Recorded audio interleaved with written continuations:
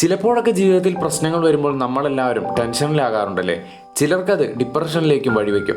അതിൽ നിന്ന് തിരിച്ചു വരുന്ന ആളുകളാണ് പിന്നീട് വിജയം നേടിയിട്ടുള്ളതെന്നും തീർച്ചയാണ്. ലോകത്ത് ഏറ്റവും കൂടുതൽ ഡിപ്രഷൻ നേരിടുന്ന ആളുകൾ ജീവിക്കുന്ന രാജ്യം ഏതാണ്? അതിൽ ഇന്ത്യയുണ്ടോ എന്ന് എപ്പോഴെങ്കിലും ചിന്തിച്ചിട്ടുണ്ടോ? ഒരുപാടധികം വിഷമം വരികയും ചിലപ്പോഴെല്ലാം ഒരുപാട് എൻജോയ് ചെയ്ത കാര്യങ്ങൾ പതുക്കെ ഇൻട്രസ്റ്റ് കുറയുകയും ഉറക്കം നഷ്ടപ്പെടുകയും കൂടുതൽ ഉറങ്ങുകയും കോൺഫിഡൻറ്റ് നഷ്ടപ്പെടുക എന്നതൊക്കെ ഡിപ്രഷൻ്റെ ചില സിംറ്റംസ് ആയി പറയപ്പെടുന്നു. ഏറ്റവും കൂടുതൽ ഡിപ്രഷൻ നേരിടുന്ന രാജ്യം 6.3% ഡിപ്രഷൻ നേരിടുന്ന ഉക്രൈനാണ്. രണ്ടാമത് USA ആണ്. മൂന്നാമത് ഓസ്ട്രേലിയയാണ്. കൂടാതെ ബ്രസീലും പോർച്ചുഗലും ഡിപ്രഷൻ അനുഭവിക്കുന്ന ആദ്യത്തെ 10 രാജ്യങ്ങളുടെ ലിസ്റ്റിൽ ഉൾപ്പെടുന്നു. സാമ്പത്തികമായി ഒരുപാടധികം ഉന്നതിയിൽ എത്തി നിൽക്കുന്ന രാജ്യങ്ങളിലൊന്നും ഡിപ്രഷൻ ഇല്ല എന്ന് തോന്നുകയാണെങ്കിൽ ലോകത്ത് ദ ഗ്ലോബൽ ഹെൽത്ത് ഡാറ്റയുടെ കണക്ക് പ്രകാരം 251 മില്യൺ തൊട്ട് 310 മില്യൺ ആളുകൾ വരെ ഡിപ്രഷൻ അനുഭവിക്കുന്നുണ്ട്.